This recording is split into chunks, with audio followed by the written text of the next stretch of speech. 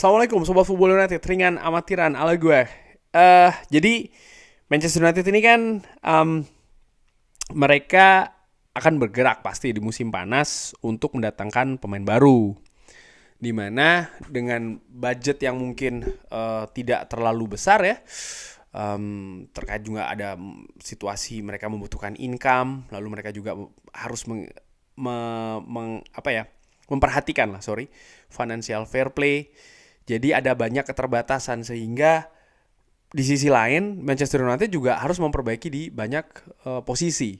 Ada posisi belakang, ada kabarnya bek kiri juga, mungkin pemain tengah, dan yang paling penting adalah pemain depan. Nah, di video kali ini gue ingin membahas terkait dengan pemain depan, siapa-siapa yang mungkin bisa didatangkan Manchester United secara gratisan. Nah, kenapa gratisan? Menurut gue ini akan menjadi salah satu opsi untuk musim panas nanti. Terlepas Manchester United apakah akan bermain di Eropa musim depan atau tidak. By the way, ketika gue bikin video ini masih belum jelas ya situasi final Piala FA sebelum apa belum terjadi ya kan. Jadi terlepas dari hal tersebut, apakah Manchester United akan bermain di Eropa atau tidak musim depan, gue melihat memang Manchester United ini masih menjadi daya tarik yang besar bagi pemain-pemain profesional yang lain. Tentu saja nama besar dari Manchester United, mereka ketika datang Manchester United tentu saja akan menjadi sorotan ya kan. Ini kan juga menambah publisitas dari pemain itu sendiri. Mungkin tidak lagi bisa mendapatkan gaji yang super besar ya karena ada manajemen yang baru yang mengatur hal tersebut, lebih apa ya katakan lebih cermat. Tapi intinya tetap menjadi daya tarik walaupun tidak dalam skop yang lebih luas lagi. Tentu saja ketika Manchester United tampil di Eropa ini akan lebih luas, tapi ketika tidak ya pasti akan sedikit mengecil, tapi bukan berarti pemain akan nggak mau sama sekali ke Manchester United. Ada juga faktor-faktor lain ya kan, seperti kayak pelatihnya akan siapa, manajemen visinya seperti apa, hal tersebut mereka akan perhatikan. Nah, balik lagi, gua ingin menyoroti situasi lini depan Manchester United di mana disebutkan memang ada dua kategori utama. Manchester United apakah mendatangkan striker muda sebagai pesaing dari Rasmus Højlund atau mendatangkan striker senior sebagai backup dari seorang Rasmus Højlund. Di video kali ini seperti gue katakan, gue akan melihat dan menganalogikan atau bahkan mengasumsikan Manchester United untuk posisi lini depan ini akan mengambil pemain gratisan. Nah, pemain gratisan tentu saja adalah pemain yang kontraknya berakhir musim panas nanti. Sehingga ketika Manchester United mengambil di bulan Juli, musim panas by the way di bulan Juni biasanya, Juni akhir itu kontrak mereka habis. Dan ketika mereka tidak memperpanjang dengan klub tim mereka saat ini, maka di bulan Juli Manchester United bisa mendatangkan dengan gratis. Tentu saja musim panas tahun lalu ada Christian Eriksen ya kan, pemain yang didatangkan dengan status gratisan. Tapi bagaimana dengan musim ini? Gua melihat ada beberapa nama di lini depan yang bisa didatangkan dengan gratis. Tentu saja yang gua perhatikan ini bukan hanya soal masalah pemain tersebut kontraknya sudah mau habis sehingga gratis, enggak. Tapi juga bagaimana kompetensi dari pemain tersebut dilihat dari penampilannya dengan tim saat ini atau tim sebelumnya. Dan juga kurikulum vitae dan juga bagaimana cara dia bermain ya kan, bagaimana raihannya, pengalaman dan lain-lain. Oke, langsung aja sumber gue ambil semua dari Transfermarkt. Gue melihat ini adalah pemain-pemain yang memang kontraknya habis di musim panas ini, artinya mereka gratisan. Dipimpin oleh Kylian Mbappe. Tentu saja tidak mungkin ya karena dia akan ke Real Madrid kabarnya. Ada beberapa nama di sana, tapi gue langsung itu termasuk juga Anthony Martial yang kontraknya tidak diperpanjang oleh Manchester United ya kan.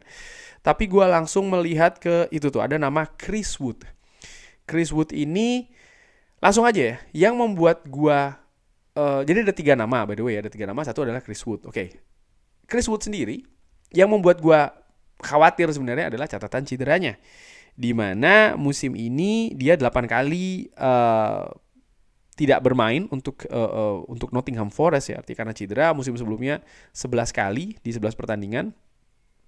Di mana dua-duanya adalah cedera hamstring. Cedera karena memang ototnya kelelahan ya kan. Nah, ini bagaimana nih, akankah dia cocok dengan sistem Manchester United mungkin yang lebih fluid, lebih cair ya kan, lebih banyak membutuhkan pergerakan dan lain-lain. Tapi di sisi lain, gua melihat bagaimana Chris Wood ini dengan dia 32 tahun, artinya dia punya pengalaman, dia tergolong striker senior tim nasional New Zealand, dan yang paling penting adalah dia punya pengalaman di Liga Inggris karena selain Nottingham Forest, sebelumnya dia pernah tampil di Newcastle, sebelumnya dia merupakan andalan di Burnley.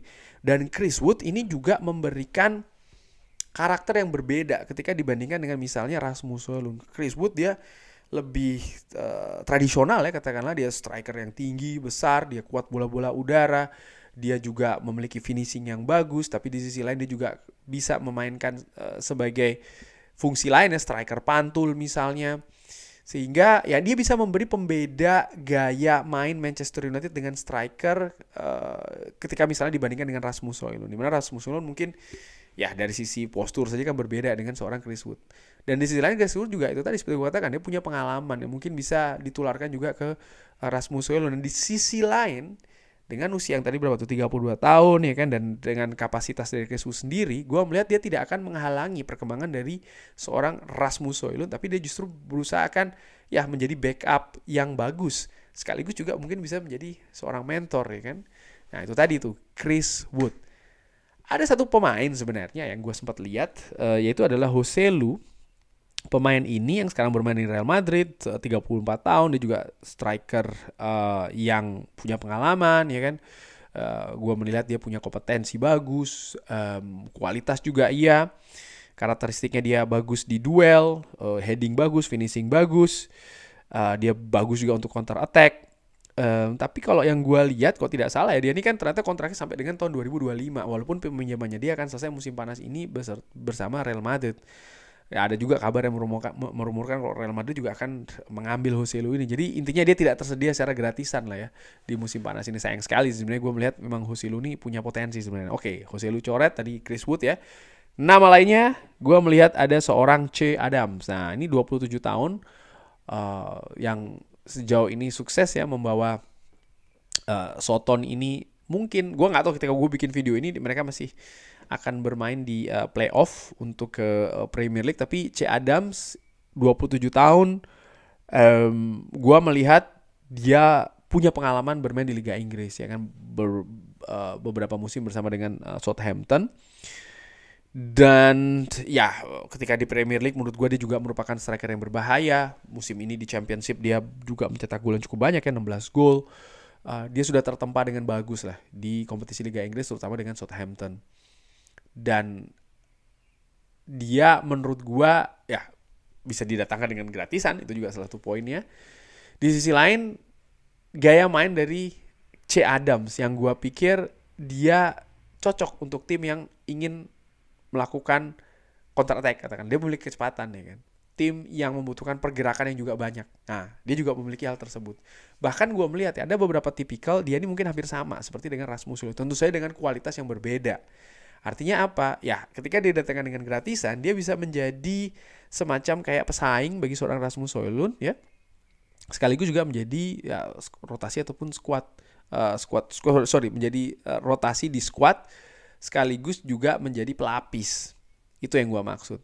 Dengan tipikal yang hampir mirip menurut gue secara ringan amatiran, Che Adams dengan Rasmus Højlund. Jadi ini cukup menarik, dan sekali lagi ya nama-nama ini gue sebutkan ya tentu saja namanya juga gratisan, jadi kompetensi jelas tidak bisa dibandingkan dengan striker-striker premium lainnya. Tapi Che Adams itu merupakan nama kedua. Dan yang terakhir adalah yang nama yang sering gue sebutkan juga nih sebenarnya adalah Eric Maxim Choupo-Moting, 35 tahun. Sempat dikaitkan dengan Manchester United di musim dingin kemarin, tapi ya Erik ten Hag sudah memberikan bocoran ya, fakta bahwa memang Manchester United tidak bisa mendatangkan hal tersebut atau striker di musim dingin kemarin, walaupun memang dibutuhkan. Kenapa? Karena situasi finansial. Nah, Eric Maxim Choupo-Moting berbeda dengan Chris Wood dan juga Che Adams. Dia memiliki pengalaman di klub-klub besar. Eric Maxim Choupo-Moting bersama dengan Bayern Munchen, PSG. Dia juga pernah bermain di Liga Premier dengan Stoke ya kan, di kompetisi Liga Inggris bersama dengan Stoke.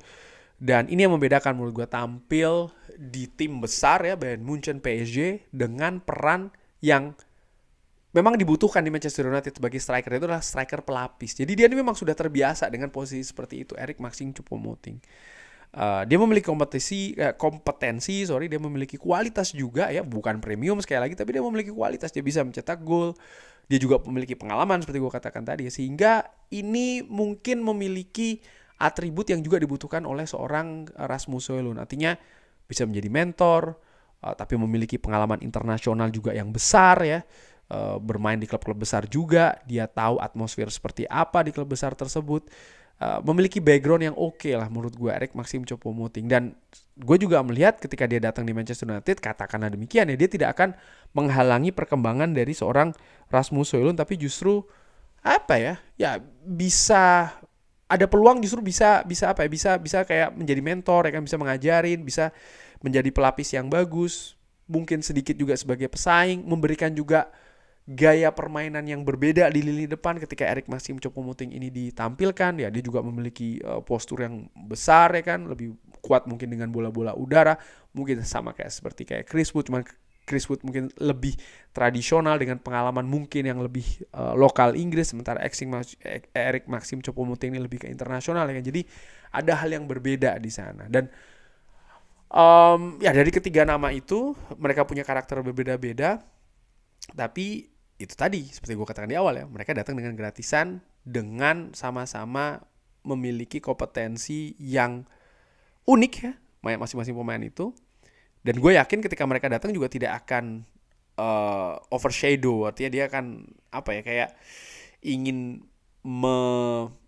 melewati Rasmus Højlund, tapi justru akan menjadi pelengkap atau bahkan pendorong seorang Rasmus Højlund ini yang tentu saja musim depan akan menjadi andalan di Manchester United, tapi juga harus diatur ya kan Rasmus Højlund. Dia tidak bisa sendirian, dia juga butuh partner di lini depan untuk dimainkan bergantian, terutama ketika Rasmus Højlund ini absen. Musim ini Manchester United beberapa pertandingan tanpa striker murni di depan, dan ini memberikan kesulitan gaya permainan. Baik itu dengan Erik ten Hag atau tidak ya, by the way musim depan gue tetap melihat memang tidak bisa hanya satu seorang striker saja nih si Rasmus Højlund, butuh pelengkap lagi. Dan seperti yang dikatakan oleh banyak media termasuk juga Fabrizio Romano, pilihannya dua ya kan, apakah striker muda atau striker berpengalaman. Tapi sering juga gue sebutkan di Football United, gue lebih cenderung untuk meletakkan striker yang lebih pengalaman. Dan ketika itu adalah pemain-pemain dengan gratisan ya, artinya kontraknya sudah selesai di tim masing-masing, ya gue punya 3 nama ini, ada Che Adams, Chris Wood, dan juga Eric Maxim Choupo-Moting. Tapi bagaimana menurut Sobat Football United? Dari 3 nama itu pilih siapa? Atau mungkin punya nama lain, bisa drop di kolom komen beserta dengan alasannya ya. Sekali lagi yang gratisan lo ya. Terima kasih sudah menyaksikan. Jangan lupa like, subscribe. Assalamualaikum warahmatullahi wabarakatuh. Thank you.